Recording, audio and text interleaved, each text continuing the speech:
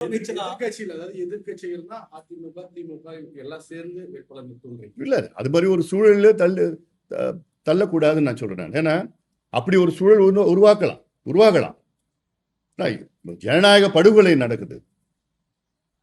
ஒரு எதிர்கட்சியில் உள்ள சட்டமன்ற உறுப்பினரை ஏதோ ஆசை காமிச்சுக்கிட்டு எந்த காரணமும் இல்லை, ஏதோ அந்த தொகுதி மக்களுக்கு ஏதோ பிரச்சனை இருக்கு, இப்போ மதுராந்தகம் தொகுதினா மதுராந்தகம் தொகுதி மக்களுக்கு பிரச்சனை இருக்கு, அந்த பிரச்சனைக்காக நான் ராஜினாமா செய்யறேன் அப்படின்னு சொன்னாலும் பரவாயில்ல, ஒண்ணும் இல்லை.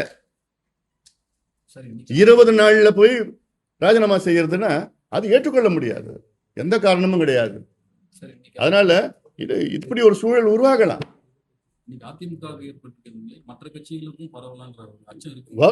வரும் யாருக்கு வேணா வரலாம் இந்த நிலை. முதலமைச்சரா பொறுப்பேற்ற பிறகு உங்களை உட்பட எல்லாரையும் விஜய் நேர்ல வந்து சந்திச்சார். ஆனா எடப்பாடி பழனிசாமியை சந்திக்காம மாற்று அணியினரை சந்திச்சாரு. அப்போ வந்து அதிமுக உடைக்க விஜய் வந்து முயற்சி பண்றாருன்னு ஒரு விமர்சனம், நீங்க எப்படி பாக்குறீங்க? அவருக்கு சந்திக்கிறதுக்கு நேரம் இல்லையோ தெரியல. இந்த கேள்வி நீ விஜய் அவர்கிட்ட தான் கேட்கணும். தமிழ்நாட்டில் பெண்களுக்கு எதிராகவும் சட்ட ஒழுங்குக்கு எதிராகவும் கடும் நடவடிக்கை எடுப்பேன் அப்படின்னு தேர்தல் வாக்குறுதியும் சொன்னாரு, ஆட்சி அமைத்த கூட சொன்னாரு. கடந்த 15 நாட்களாக தமிழ்நாட்டில் பெண்களுக்கு எதிராகவும் கொலைகளும் அதிகமாக நடக்குது.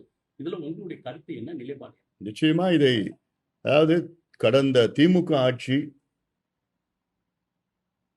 தோல்வி அடைந்த முக்கிய காரணமே தமிழ்நாட்டில் பெண்களுக்கு பாதுகாப்பு கிடையாது, குறிப்பாக பெண் குழந்தைகளுக்கு பாதுகாப்பு கிடையாது, சட்டம் ஒழுங்கு பிரச்சனை, மது போதை. இந்த முக்கியமான பிரச்சனைக்கு தான் மக்கள் திமுகவை அப்புறப்படுத்தி விஜய் அவர்களை ஆட்சிக்கு கொண்டு வந்தார்கள். விஜய் அவர்கள் ஆட்சி பொறுப்பில் ஏறிய பிறகு சிங்கப்பெண் போன்ற ஒரு இயக்கத்தை தொடங்கி அதில் நல்ல ஒரு அதிகாரிகளை நியமனம் செய்து அது ஒரு முயற்சி செய்து கொண்டிருக்கின்றார்கள். ஆனாலும் அது போதுமானது கிடையாது. இன்னும் அதிக அளவில் காவல்துறையில நியமனம் செய்து, இப்போ ஊர்காவல் படை இருக்கிறாங்க, இராணுவத்தில் ரிட்டையர் ஆனவங்க இருக்கிறாங்க, ஓய்வு பெற்றவங்க, அவங்க 42 வயசு 44 வயசுலேயே வந்து ஓய்வு பெறுறாங்க இராணுவத்தில்.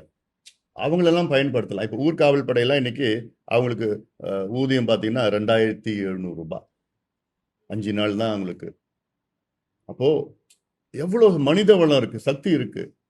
அவங்களெல்லாம் பயன்படுத்தி ஒரு கன்சாலிடேட்டா ஒரு 10,000 ரூபாய் கொடுங்க. கிட்டத்தட்ட 20,000-30,000 பேர் இருக்கிறாங்க. அவங்களெல்லாம் பயன்படுத்திங்க. இன்னும் தான் வந்திருக்கிறாரு, இன்னும் கொஞ்சம் கால அவகாசம் கொடுக்கணும், தப்பு கிடையாது. அதே வேளையில ஏன்னா இந்த செயல்கள்லாம் 10 வயசு குழந்தை, 11 வயசு குழந்தை, அதுவும் கொடூரமான முறையில வந்து பாலியல் வன்கொடுமை செய்து கொலை செய்கின்றது தான். அது என்ன, தமிழ்நாடு எப்படிப்பட்ட ஒரு ஒரு மாநிலமா இருந்தது? ஏன் இப்படி மாறி இருக்கிறாங்க? அதுக்கு ஒரு முக்கிய காரணம் கடந்த 5 ஆண்டு காலம் ஒரு கலாச்சாரத்தை உருவாக்கிட்டாங்க திமுகவில். என்ன கலாச்சாரம்னா போதை கலாச்சாரம், மது கலாச்சாரம். எங்க பார்த்தாலும் கஞ்சா, போதை, அபின், காக்கைன், ஹெரோயின் எல்லாம் வித்துக்கிட்டு அதுல காவல்துறைக்கு உடந்தை. அது காவல்துறைக்கு தெரியாம யாரும் வைக்க முடியாது, அவங்க காவல்துறைக்கு உடந்தை தான். அவங்களும் இதுல பெரிய ஊழல் நடந்துட்டு இருந்தது கடந்த 5 ஆண்டு காலத்துல. அதெல்லாம் தவிர்க்க வேண்டும் என்ற நோக்கத்திலே தான் விஜய் அவர்களுக்கு வாக்களித்தார்கள் மக்கள். அது இன்னும் சரியா கொஞ்சம் கவனம் செலுத்தணும் விஜய் அவர்கள். இதுல கவனம் செலுத்துங்க, இதுல கவனம் செலுத்துங்க. போய் இந்த எதிர்கட்சியில் உள்ள சட்டமன்ற உறுப்பினர்களை விலைக்கு வாங்கி அவங்கள வந்து ராஜினாமா செய்ய வச்சு உங்க கட்சியில சேர்க்கறதுல அதுல கவனம் செலுத்தாதீங்க. அதிகாரி நியமனங்கள் வந்து சரியா இருக்கு சொல்லியிருக்கீங்க. ஓரளவுக்கு சரியா இருக்கு. பல்வேறு குற்றச்சாட்டுனா அருண் ஆணையரா இருந்தாரு, இப்ப லஞ்ச ஒழிப்புத்துறை கடும் எதிர்ப்பு இருக்கு. பல பத்திரிகையில வந்து கட்ட பஞ்சாயத்து செய்பவர் அப்படின்ற ஒரு விமர்சனம் இருக்கு. உங்களோட கருத்து என்ன சார் இருக்கலாம்? என்னுடைய கருத்தும் அதே தான். அருண் நியமனத்தை நீங்க எப்படி சார் பாக்குறீங்க? அதாவது அவர் வந்து திமுக ஆட்சி காலத்துல சென்னையுடைய ஆணையரா பணியாற்றினார். அவர் மீது ஏகப்பட்ட குறைகள்லாம் இருக்கு, அவர் மீது இருக்கு, புகார்கள் நிறைய இருக்கு, அவர் மீது இருக்கு. அவரை வந்து லஞ்ச ஒழிப்புத்துறையை வந்து ஏடிஜிபியா நியமனம் செய்திருக்கின்றார்கள். இதை வந்து முதலமைச்சர் விஜய் அவர்கள் மறுபரிசீலனை செய்ய வேண்டும் சார். அதாவது தேர்தல் வாக்குறுதியில, ஏன்னா இப்போ ஒரு முதலமைச்சர் விஜய் மீது ஒரு சின்ன ஒரு குற்றச்சாட்டு வந்தது. அவருடைய ஜோதிடர் அவரை வந்து அவருடைய அரசியல் ஆலோசகராக ஓஎஸ்டியா நியமனம் செய்ததற்காக ஏதோ சட்டமன்றத்துக்குள்ளெல்லாம் கடுமையாக விமர்சனம் வந்தது. அதில் பார்த்தீங்கன்னா ஒரு முதலமைச்சருடைய ஓஎஸ்டி அவர் வந்து யார் வேணா போடலாம். அது முதலமைச்சருடைய ப்ரெரோகேட்டிவ். அவருடைய உதவியாளரோ இல்லை அவருடைய ஆலோசகரோ ஏன் அவருடைய ஓட்டுநர் கூட போடலாம். அது முதலமைச்சருடைய தனிப்பட்ட ஒரு விருப்பம். அதெல்லாம் அதில் அந்த அளவுக்கு யாரும் வந்து விமர்சனம் செய்யறதுக்கு தேவையில்லை. ஆனாலும் அந்த சின்ன விமர்சனத்துக்காக அந்த ஆணையை திரும்ப பெற்றார். சரி, அது அழுத்தம் வந்தது, ஒரு விமர்சனம் வந்ததுன்னு பண்ணிட்டு இருக்காரு. ஆனா இப்ப இவ்வளவு பெரிய விமர்சனம் வந்துட்டு இருக்கு. நல்ல அதிகாரிகளை நியமனம் பண்ணாதான் நல்ல ஆட்சி செய்ய முடியும். திமுகவில் இருக்கிற அதிகாரிகள்லாம் மறுபடியும் நீங்க முக்கியமான பொறுப்புல போட்டீங்கன்னா உங்களுக்கு என்ன நல்ல ஆட்சி கிடைக்கும்? திமுக ஆட்சி வந்து ஊழல் ஆட்சி, மோசடி ஆட்சி, சட்டம் ஒழுங்கு இல்ல, கஞ்சா தெரு வித்தாங்க. அதுல இருக்கிற அதிகாரிகளை மறுபடியும் நீங்க பயன்படுத்தினீங்கன்னா அப்புறம் உங்களுக்கு அந்த அர்த்தமே இல்லையே. அதிகாரிகள் நியமனத்துல விஜய் தான் நேரடியா அதிகாரிகளை நியமிக்கிறாங்க. பின்னாடி இருந்து அது நீங்க தான் சொல்லணும், எனக்கு தெரியாது. ஒரே பவர் சென்டர் சொன்னாரு. இல்ல அதுதான் இல்ல, அது என்னால இன்னைக்கு அதை பத்தி விமர்சனம் செய்ய முடியாது, எனக்கு தெரியாது. மேகதாது விவகாரத்துல அணை கட்டுவோம் அப்படின்னு சொல்லி டிகேஎஸ் சொல்லியிருக்காரு. இதுல நீங்க எப்படி சார் பாக்குறீங்க? ஒன்னும் பெருசா எதிர்ப்பு குரல் தமிழகத்துல இல்லைன்னா கிடையாதுங்க. எல்லாமே நாங்க எதிர்த்து நாங்க இப்ப அறிக்கை விட்டுருக்கோம், அழுத்தம் கொடுத்துட்டு இருக்கிறோம், எல்லாம் பண்ணிட்டு இருக்கிறோம். ஒரு அனைத்து கட்சி கூட்டத்தை முதலமைச்சர் அவர்கள் கூட்ட வேண்டும். அனைத்து கட்சி கூட்டத்தை கூட்டி அடுத்தது என்ன செய்யலாம்? ஏன்னா உச்சநீதிமன்றம் வந்து அந்த அந்த அனுமதியை, அதாவது ஒரு டிபிஆர் கொடுக்கிற ஒரு அனுமதியை வந்து அது வந்து செய்யலாம்னு அனுமதி அது நம்மளுடைய மேல்முறையீடு ரத்து பண்ணியிருக்காங்க. அதாவது 2வது முறையா ரத்து பண்ணியிருக்கிறாங்க. அடுத்தது என்ன சட்ட ரீதியாக என்ன அணுகலாம், அரசியல் ரீதியாக எப்படி அணுகலாம்? இன்னைக்கு முதல்ல பிரதமர் அவர்கள் சந்திக்க இருக்கின்றார். அதுக்கப்புறம் அதுல பிரதமர் கிட்ட போய் அழுத்தம் கொடுத்து பண்ணணும். இது எல்லாமே இது வந்து ஏதோ ஒரு கட்சி பிரச்சனை கிடையாது, தமிழ்நாட்டுடைய உயிர்நாடி பிரச்சனை. நிச்சயமா கர்நாடகா மேகதாது அணை கட்டக்கூடாது. ஏன்னா இன்னைக்கு கர்நாடகாவில் 4 பெரிய அணைகள் இருக்கிறது. அதாவது கேஆர்எஸ் அணை இருக்கு, கபினி, ஹேமாவதி, ஆரங்கின்னு சொல்லிட்டு 4 அணைகள். இந்த 4 அணைகளுடைய கொள்ளளவு வந்து 115 டிஎம்சி. இந்த மேகதாது கட்டினாங்கன்னா மேகதாதுடைய கொள்ளளவு வந்து 70 டிஎம்சி.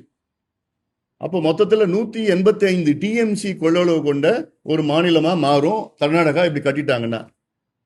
தமிழ்நாட்டில் காவிரி படுகையில் பார்த்தீங்கன்னா மேட்டூர் அணை 93 டிஎம்சி தான். அப்போ இப்பவே வந்து நமக்கு வர்றது உபரி நீர் தான் வருது. காவிரி நடுவர் மன்றம் தீர்ப்புல நமக்கு 177.25 டிஎம்சி தண்ணி வந்து ஒரு ஆண்டு கொடுக்கணும். அதுல வந்து ஒவ்வொரு மாதம் இந்த மாதத்துல இவ்வளோ 30 டிஎம்சி, 40, 15, 28 அப்படின்னா மாதம் கொடுத்துருக்குறாங்க. ஆனா அந்த மாதிரி கொடுக்கறது கிடையாது. தென்மேற்கு பருவத்துல அத்தனை அணைகள் நிரம்பினா அந்த தண்ணியை மிச்ச நீரை உபரி நீரை வெளியேற்று, அதுதான் கணக்குல காமிச்சுக்கிறாங்க கர்நாடகா. இப்போ இன்னொரு அணை கட்டிட்டாங்கன்னா அந்த தண்ணியும் வராது, உபரி நீர் கூட வரப்போறது கிடையாது. இதை நம்பி கிட்டத்தட்ட 40 லட்சம் விவசாயிகள் மட்டும் இல்லை, 5 கோடி மக்கள் தமிழ்நாட்டில், சென்னை உட்பட 38 மாவட்டத்தில் கிட்டத்தட்ட 22 மாவட்ட மக்கள் காவிரியை நம்பி இருக்கின்றார்கள். அதனால இதை வந்து எந்த காரணத்துக்காகவும் கர்நாடகா மேகதாது அணை கட்டக்கூடாது. அதில் மட்டும் இல்லை, இப்போ விஜய் அவருடைய கூட்டணி கட்சி காங்கிரஸ் கடந்த 15 நாட்களாக தாவேக அமைச்சர்களும் அவருடைய நிர்வாகிகள் வந்து அரசு நிர்வாகத்துல, அரசு மருத்துவமனையில செயல்பாடுல வந்து தலையிட்டு சர்ச்சையும் விமர்சனமும் வந்திருக்கு. அவர்களெல்லாம் புதியவர்கள், அனுபவம் இல்லாதவர்கள். அவர்களுக்கு ஒரு கால அவகாசம் கொடுக்க வேண்டும். ஒரு 2 மாதம் கொடுங்கள்.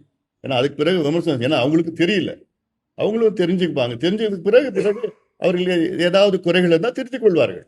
அதனால இன்னைக்கு உடனடியாக அவர் வந்து குறை சொல்லிக்கிட்டு இப்படி பண்றாங்க. ஏதோ ஒரு ஆர்வம் இருக்கு, செய்யணும்னு இருக்கு, செய்யற விதம் தெரியலனா கூட தெரிஞ்சுப்பாங்க, கொஞ்ச நாள்ல தெரிஞ்சுக்க போறாங்க. சில பேர் வந்து பேச தெரியலன்னா இன்னும் ஒரு மாசம் பாருங்க, நிச்சயமா நல்லா பேசுவாங்க, நல்ல அணுகுமுறை தெரியும் அவங்களுக்கு. அதெல்லாம் கொஞ்சம் அதுல வந்து அவகாசம் கொடுங்க. புதுச்சேரியில என்டிஏ கூட்டணியில கடந்த முறையே போட்டியிடல, அதுக்கு 2021 தேர்தலையும் பாமக போட்டியிடல, ஆதரவு மட்டுமே தந்தீங்க.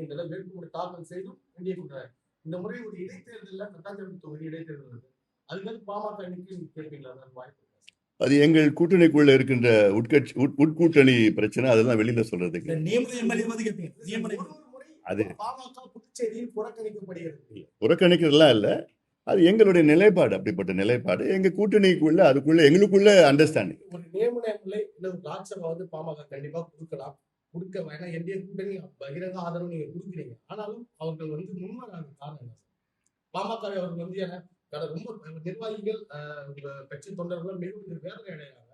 ஒரு தலைவராக நீங்க எப்படி பாக்குறீங்க? இது வந்து எங்கள் கூட்டணிக்குள் இருக்கின்ற பிரச்சனை. இது நாங்க எங்க கூட்டணிக்குள்ள நாங்க பேசுவோம். இது மீடியாவுக்கு பேசுற செய்தி கிடையாது. வருங்காலம் நிற்பதற்கான வாய்ப்பு இருக்காது. வருங்காலம் என்ன இப்போ இது வரைக்கும் நிக்கல, அவங்க விடல, கூட்டணி பகிரங்கமா வெளிப்படையான ஆதரவு கொடுத்தா அவங்க கொடுக்கல. வருங்காலம் நிக்க வாய்ப்பு இருக்கா? இது எங்கள் கூட்டணிக்குள்ள இருக்கின்ற பிரச்சனை. இது எங்கள் கூட்டணிக்குள்ளே நாங்கள் பேசி முடிவு செய்வோம். சார்